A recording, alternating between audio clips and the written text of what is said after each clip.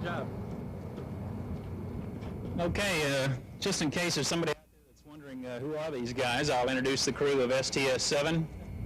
Commander Bob Crippen, pilot Rick Hauk, mission specialist John Fabian, Sally Ride, and Norm Thagard. And Cripp. Okay. Thank you. I appreciate such a large group coming out today. We're looking forward to it. If we can keep weather like this, we're certainly ready to go on Saturday. I think the Kennedy launch team has done a super job once again and proven that they can turn around a vehicle faster than we've ever done it before. And we're looking forward to getting airborne just as soon as we can. Why don't everybody say hello? Rick, step up the bike. Sure good to be back, and we'll look forward to being back in about 9 days, or maybe 10. Rick said that pretty well. I don't think I can add anything. Sure, thank you all for coming out. It's always been good to come to KSC, but I think we have special reasons for thinking that this is a little bit better than normal. Thanks a lot. It's good to be home in Florida, and although I usually hate to leave it, I guess I'll be glad to leave it at least on Saturday. It's good to be here. Thank y'all very much.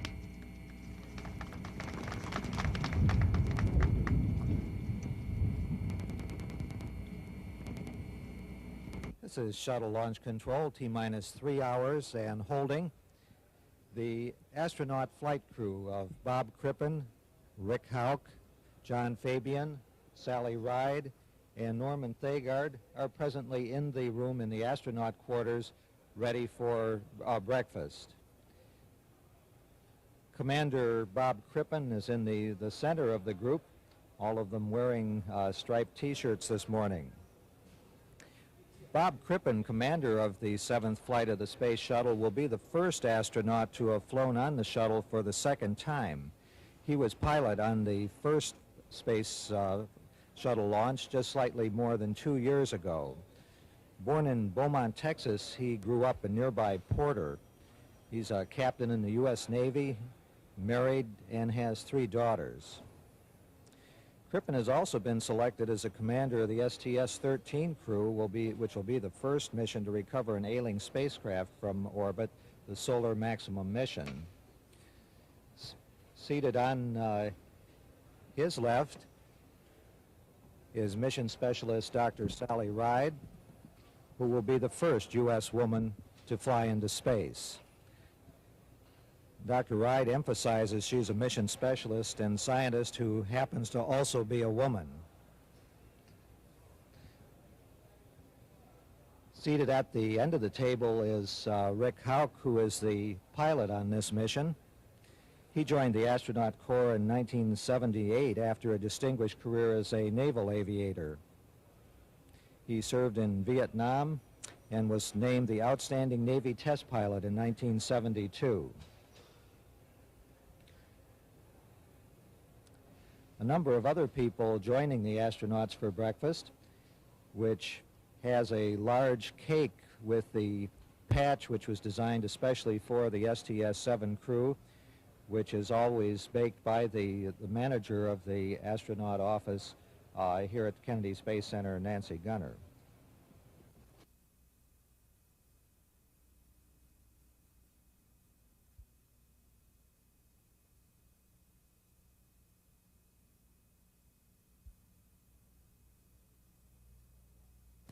This is Shuttle Launch Control, T-minus 2 hours, 28 minutes, 15 seconds and counting, and our astronaut crew has just left their crew quarters, moving into the elevator to come down to the first floor of the O&C building for their trip to the pad. Commander Bob Crippen leading the way, and everybody crowding into the elevator so that they can get down to the bottom. Just prior to that, the NASA test director said that there would be another checkpoint. He asked everybody to look at their criteria and that he'll be getting back to them prior to the actual time when the crew goes on board. But at this point, there are no constraints to the launch. A number of employees flashing their cameras as the crew comes out, led by Commander Bob Crippen. John Fabian, the tallest of the group, once quite worried that he was just too tall to be an astronaut, With the roomier spacecraft, that's not a problem. Dr. Norman Thagard, bringing up the rear, has the distinction of being the first medical doctor to fly into space. And the crew will be going out to the pad in a recreational vehicle, or a type vehicle this time. The last trip of the old Astro van, which has taken astronauts to the pad for many years, has been completed now. The crews are getting larger, and there's no longer room to accommodate everybody that's necessary. The door being closed, and this is an interim Astro van, and will be replaced in the future. This is the largest crew. One of the firsts on the STS-7 mission is the size of the crew, which is at 5 is the largest one to have flown so far, but that number is going to be going up to 7 and possibly more on future flights. A van pulling away from the O&C building, where the astronaut quarters are located in the industrial area.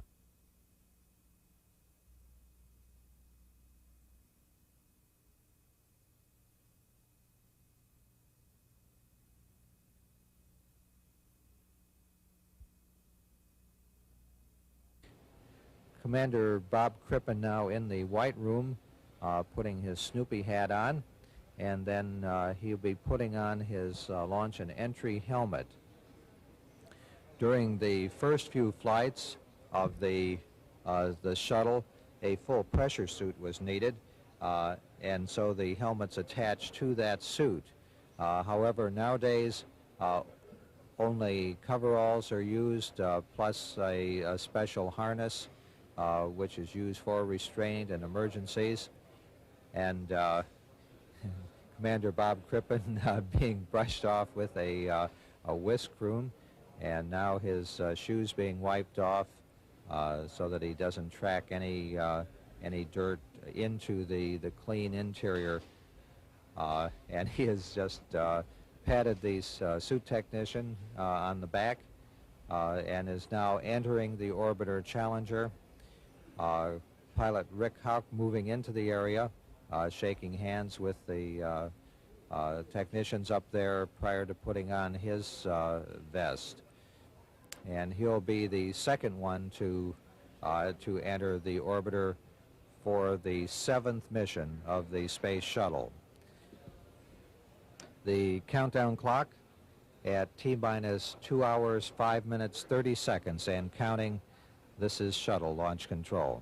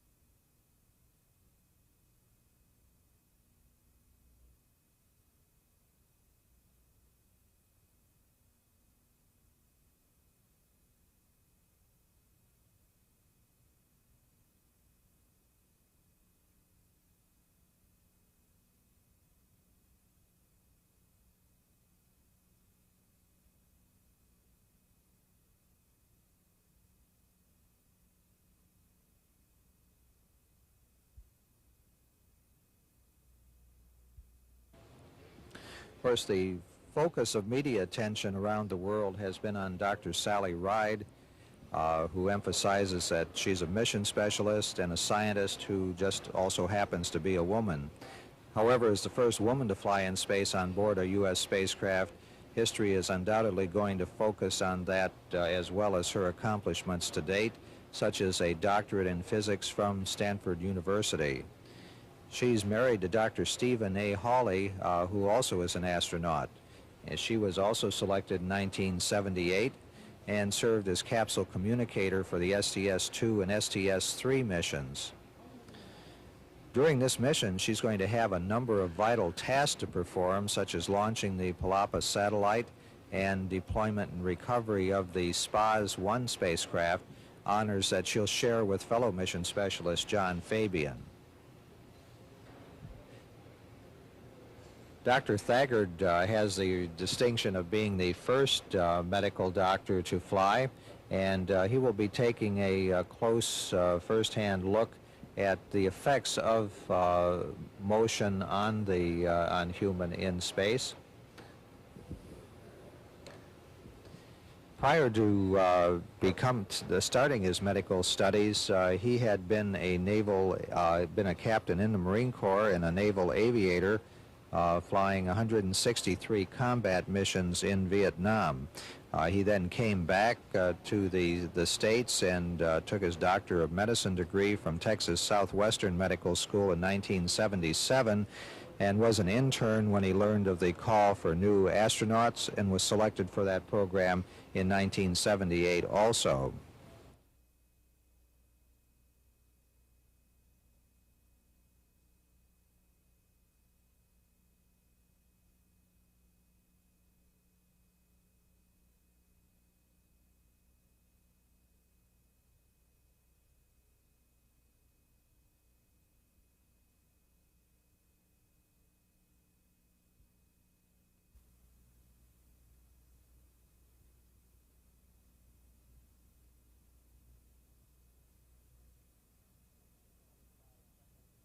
T-minus 25 seconds and counting. The sequencer on board now controlling the final seconds. T-minus 17 seconds and counting. The body flap and speed breaker in launch position. T-minus 10, 9, 8, 7, 6. We go for main engine start. We have main engine start. And the ignition. And liftoff of STS-7 and America's first woman astronaut. And the shuttle has cleared the tower. Roger your roll, Challenger. Houston now controlling. Mission control confirms roll maneuver started. Ground time on all hands channels 217 20 seconds. Rust looks good. 25 seconds. Roll maneuver completed. 30 seconds. Challenger now 1 nautical mile in altitude. Throttling engines down now to 75% as programmed. 40 seconds. Challenger now 2.5 nautical miles in altitude. 45 seconds. Challenger now 3 nautical miles in altitude. 50 seconds. Coming up now on creating maximum aerodynamic pressure on the vehicle. 55 seconds. Challenger 4.5 nautical miles in altitude. Mark 1 minute. Pass through max Q, still looking good. Throttling engines back to 104%. Give it a go at throttle up.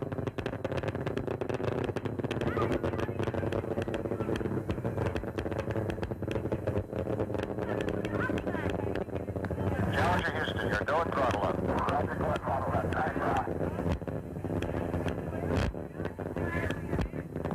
Mark 1 minute 25 seconds. Challenger now 11 nautical miles altitude, 8 nautical miles downrange. Velocity now reaching 3,700 feet per second.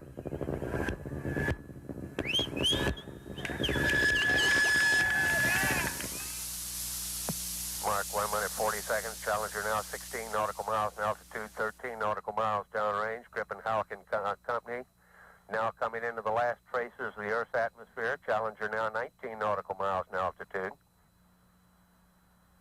1 minute 55 seconds. Challenger 21 nautical miles in altitude, 21 nautical miles downrange.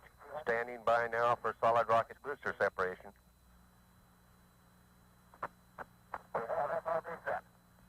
Roger, set. 12 minutes 12 seconds. Confirmed good solid rocket booster separation. The booster's falling away now. 2 minutes 20 seconds. Challenger Houston, your first stage performance was nominal. Roger, nominal first stage. That was Capcom Roy Bridges advising first stage performance. Onboard guidance is converging now as programmed. Challenger is now steering for a precise window in space for main engine shutdown. 2 minutes 40 seconds. Challenger 35 nautical miles in altitude. Standing by now for 2-engine TAL capability.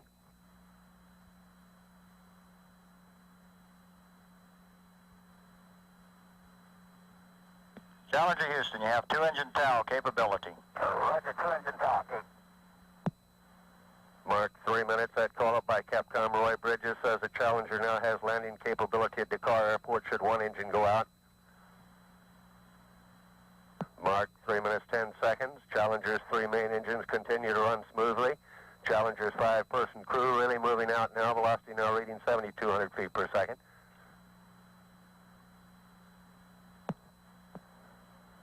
Three minutes 25 seconds. Challenger 45 nautical miles in altitude. A return status check and mission control by Flight Director Jay Green.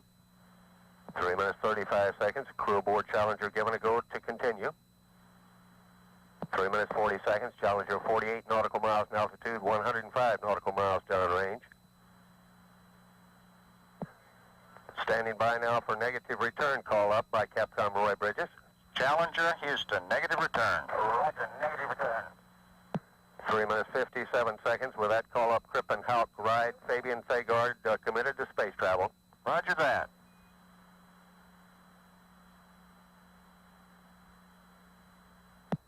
Four minutes 10 seconds. The flash evaporator has been activated to provide cooling for Challenger. Mark 4 minutes 20 seconds. Challenger now 54 nautical miles in altitude, 155 nautical miles downrange. Velocity now reading 9,500 feet per second.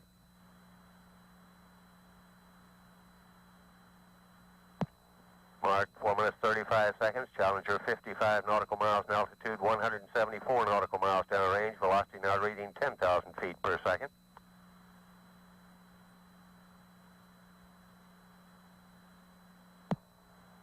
Four minutes 50 seconds. Challenger 56 nautical miles in altitude, 196 nautical miles downrange. Mark 5 minutes. Standing by now for press to MECO. Challenger Houston, press to MECO. Roger, press. Lord, proceed. 5 minutes 10 seconds. A press to MECO call from Capcom. That sounds great, Kripp. The press to MECO call says, should Challenger lose one engine, press on, keep flying forward. Challenger's engines have enough energy to achieve normal altitude and velocity at cutoff. 5 minutes 30 seconds. Challenger 58 nautical miles in altitude, 260 nautical miles downrange. Velocity now reading 13,000 feet per second. 5 minutes 42 seconds. Standing by now for single engine TAL capability. Preview.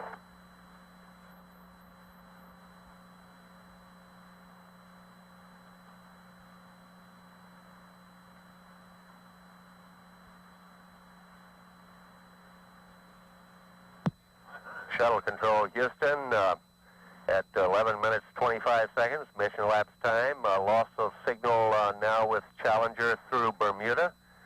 We will next acquire Challenger through Dakar in about 6 minutes. As we approach the end of that pass, we have had a momentary dropout in telemetry in the mission control. Capcom Roy Bridges advised the crew. This is Shuttle Control Houston.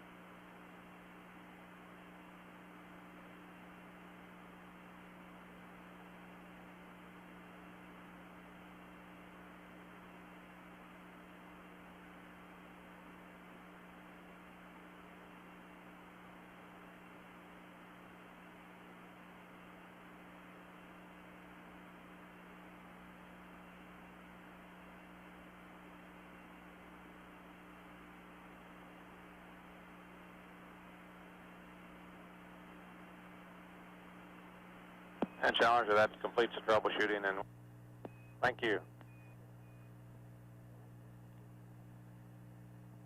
Okay, John, you should be getting it now. Beautiful. John, you copy that we had a good radar test number 2? Yes, sir, we copied that. For a while before I wanted to do it here in the dark, but from an evaluation, I could not get the stars right now. Didn't have those lights on it. They sure are nice. And John, these pictures were taken out at 1,000 feet. That's beautiful. Another space first. We beat Bruce and his MMU.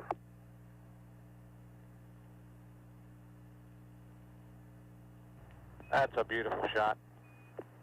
I really hope you like the arm. We see that. Mr. Dave Holman, MPAD.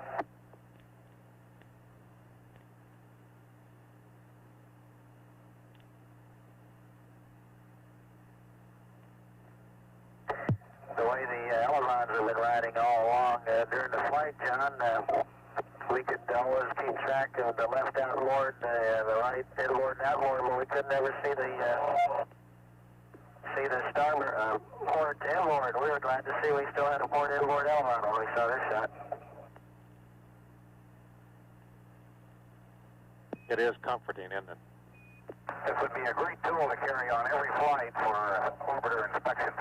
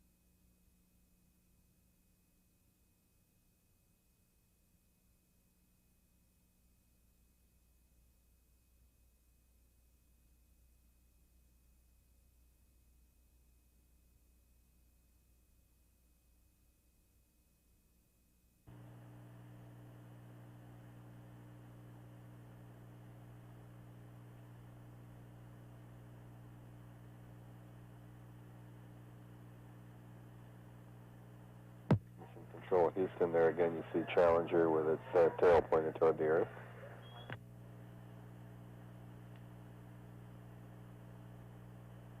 At the top of the screen there's some glare as a product of the sun's reflection off the radiators.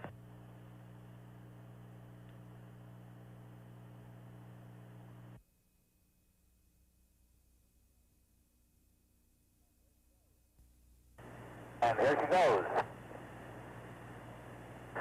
That's a shift over to the Delta camera, and you can see the KU band antenna there very briefly.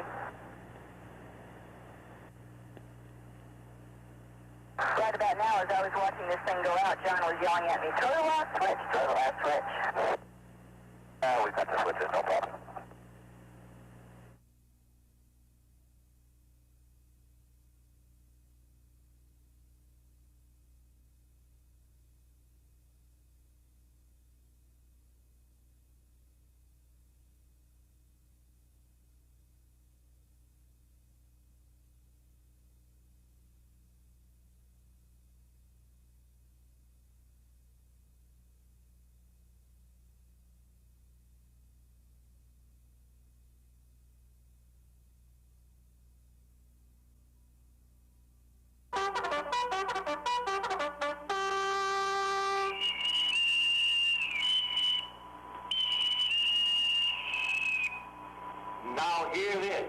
Now hear this to the crew on board the Challenger. It is time to put on your socks and hit the deck. And this morning, wake up smiling.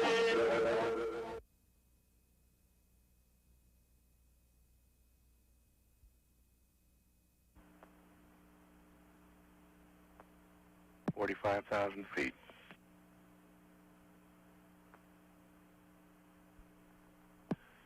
range, 23 miles.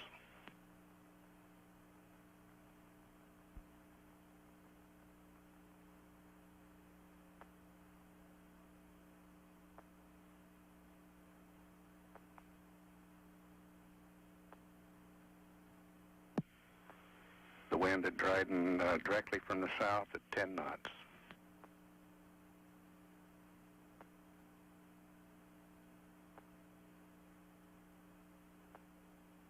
Challenger's airspeed 255 knots, altitude 34,000 feet. Touching the hack now. 18 miles to touchdown.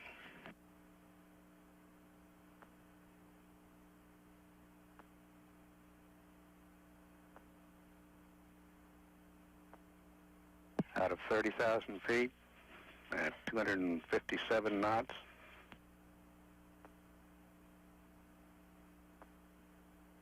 Beginning the wide sweeping left turn around the hack.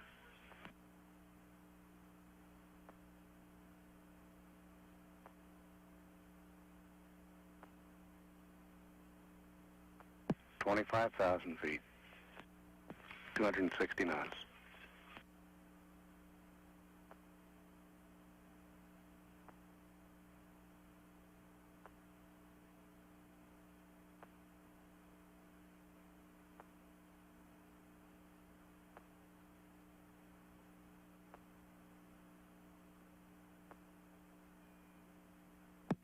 $20,000 feet,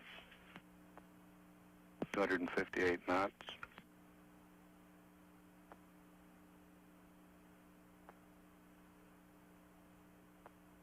Challenger turning final now.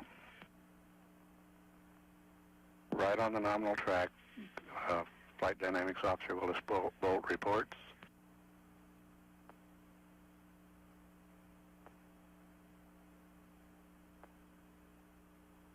On glide slope and turning toward the center line. 14,000 feet. 292 knots. Your energy looks good. Surface wind 180 at 10.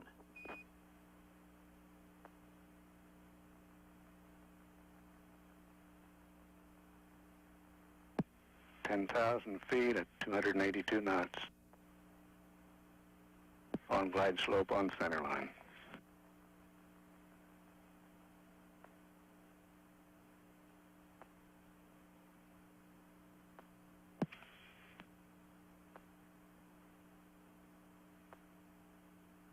$6,500 feet, 281 knots.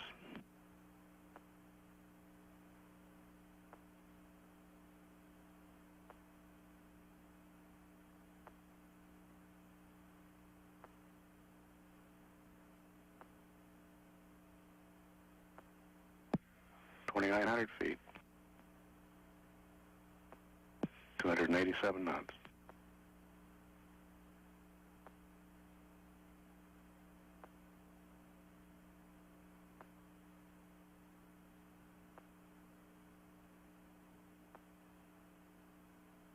Gears coming.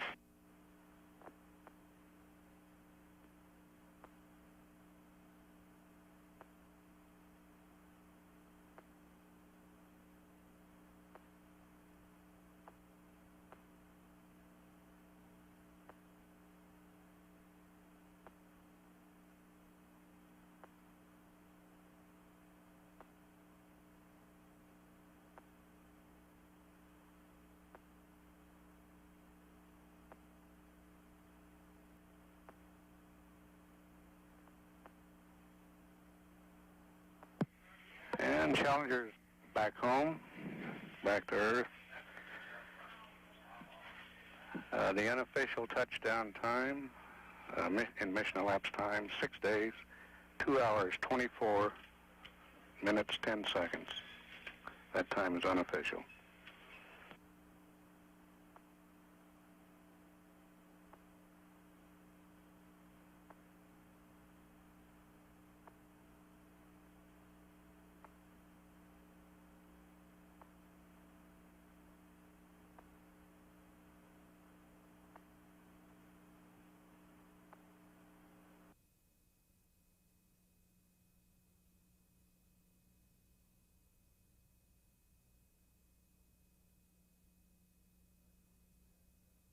Roger, we see that.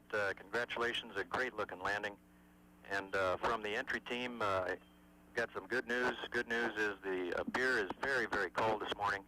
The bad news is it's 3,000 miles away. That's what I was afraid of. And I'll hand you over to the good guy Gardner here, and he'll talk to you about your post-landing. Roger that.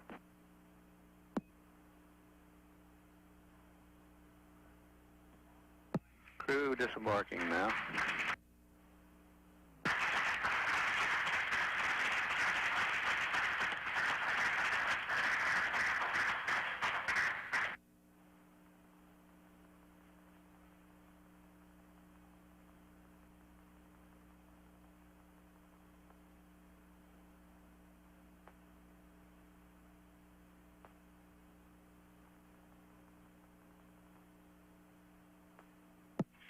All 5 crewmen doing a walk-around inspection of Challenger. All 5 crew members.